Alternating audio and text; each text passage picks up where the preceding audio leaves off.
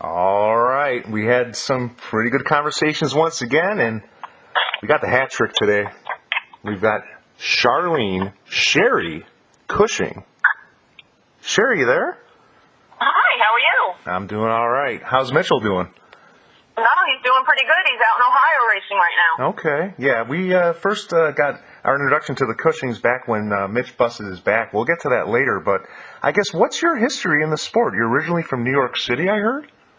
I am. I grew up in New York City, Queens to be exact, and was working with riding horses at the time, young at the age of 7, and met different people throughout the industry, and started going upstate New York on the weekends with some of those people, and once I started going upstate, it brought me to Monticello Raceway, where I met lots of different trainers and drivers. Became a groom at the age of 15. By the time I was 16, I started driving in the amateur races. So you're self-learned, you're first generation. Yes, I am first generation. Oh, wow. So then what was your influence, I guess, in your family? Was it more your mom, your dad? Was it an aunt or uncle? Nobody. It just happened to be local riding horses nearby.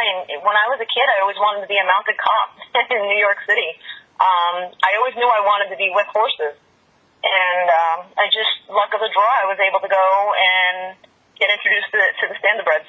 So you were grooming when you were 15, then I guess where did it take you, I guess, to the position of, I guess, marshalling, was that, at Monticello? Yeah, so I started grooming at 15, driving and training, throughout the years. In 1989, I think, was the first year I started driving and training. And still currently, to this day, I'm still driving and training.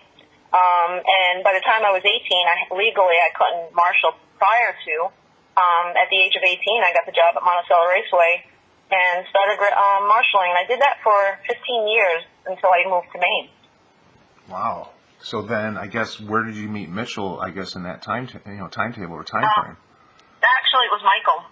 I'm sorry, Michael. Michael. There's so many Cushings in this family. We're gonna get to Ron and we're gonna get to Mitchell. I promise you on that one. I'm sorry. That's okay. Michael. That's okay. Michael. Yes.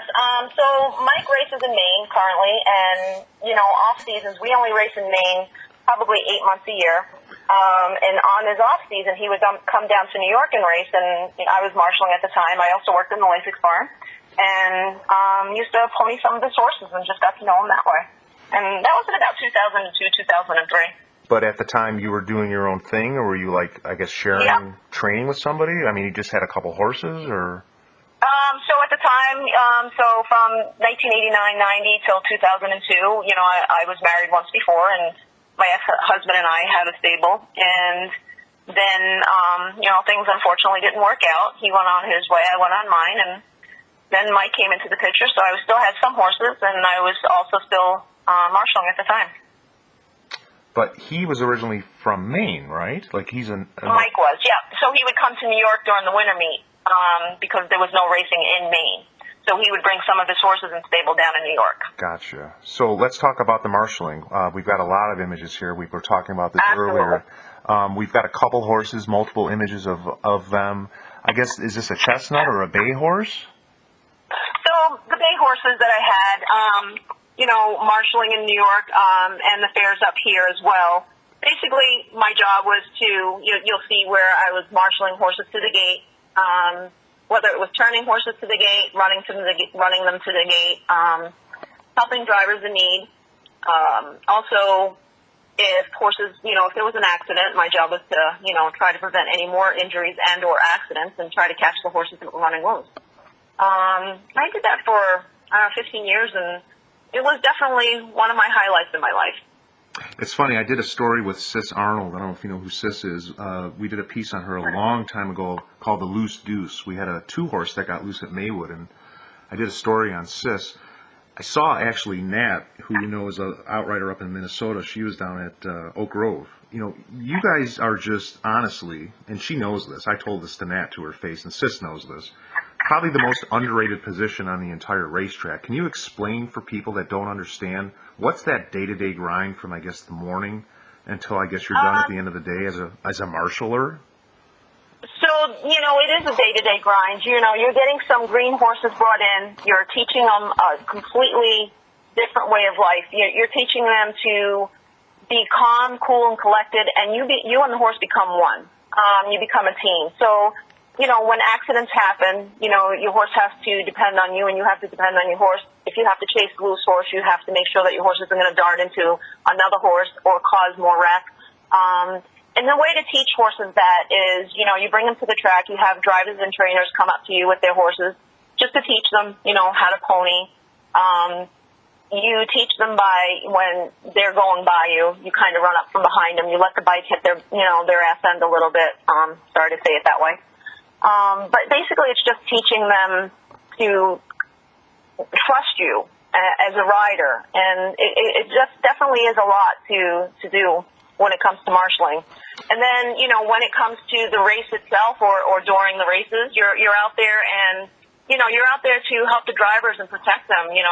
If they have horses that are either running away with them, hot horses that will try to run off the track or won't turn to the gate, they're depending on you.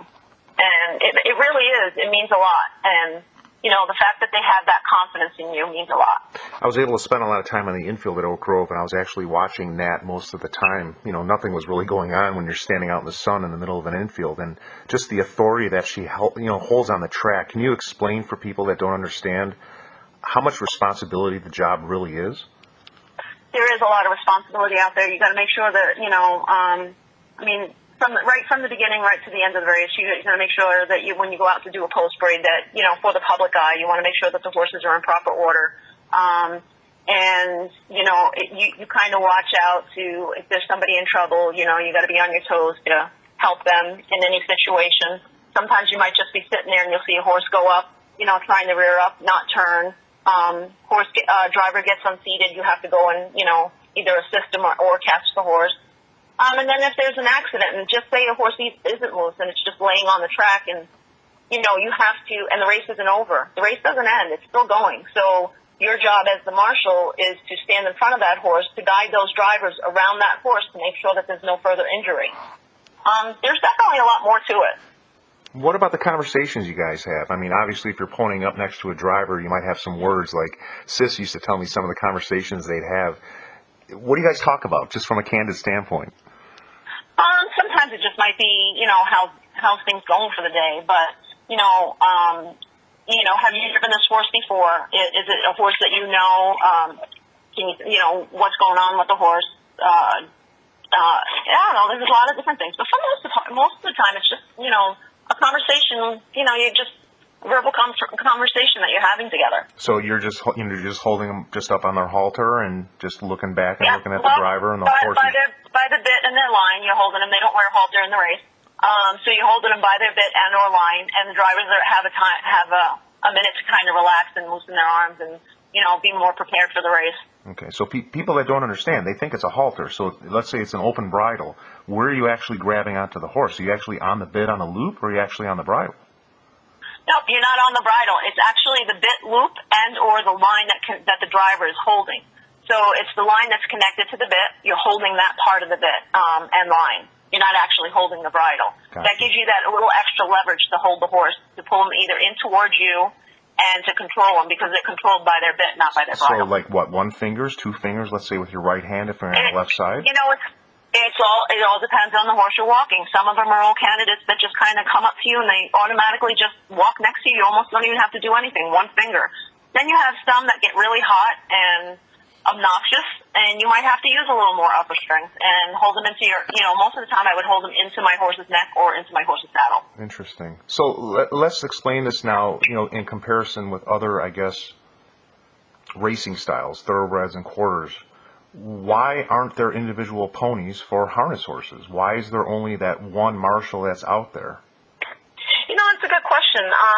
We've only ever had one marshal. Maybe once in a while you might have 2, but for the most part it's only 1. And it's funny because you have, different than the thoroughbreds, you have the race bike that's connected to the back of the horse. So if something happens in a race and you get a jam, and you have bikes tangle up and everything, when you go in to catch those horses, it's a lot more than just catching a loose horse. You got them pulling up, pulling metal behind them, and they're scared. The horse that you're riding, fortunately, I've had some great horses in the past, and they have to worry about the bike getting, hitting them. And I've had bikes go up in between me and one of the loose horses, wow. But my horses never freaked out. I've been very fortunate. I've gone down a couple of times, but you know what? It's part of the job. Yeah. Well, let's go back, I guess, to the training. I see a ponying shot, but you've got this gray. Is it a mare or is it a stud? I can't tell. You're driving. The one I'm driving or the one I'm riding? Well, I guess the one you're driving. This gray horse. Yep. So his name is Air Force grad. I still have him currently. I've had him for about the last 5 years. I bought him off of Jackie Rice in New York. And he's basically my pet. He's pretty awesome because, you know, when I go out and drive, he's what you'll call a little on the bit. He's a little hot. I like horses that tend to be a little hotter. I get along with them better. He's fun because you can lead with them. You can race him from behind. The great thing about him is, you know, I've raced him. I can race him anywhere. He likes the mud. He likes off tracks. He can go to we'll take him all the fairs, Bangor, Scarborough. I've raced him pretty much throughout Maine. He's just, you know, an all-around good little horse. You can ride him, kids jog him. He's just a lot of fun. Let's go back now, I guess, to the current day. We've got your current, I guess, ponyer or marshalling horse. Looks like a Palomino.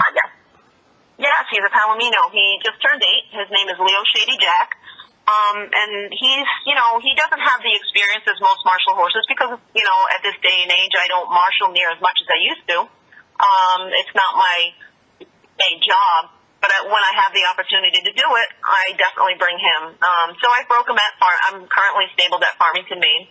And, what I do is the same thing I used to do with my old horses. You know, if somebody's out there jogging, I'd go up next to him, pony him, come up running from behind them to pretend I was catching them. So he's done really well with all of that. So he's been to multiple fairs. I've brought him to Plainridge, and I even brought him back down to New York for my 30th anniversary of marshalling this year, this past year in September. 30 years. How many other people do you think have been marshalling that long? I mean, Sis has been doing it forever, but she's a little younger. But do you think there's anybody else who's been doing it for 3 decades? I'm pretty up there in age. Wow.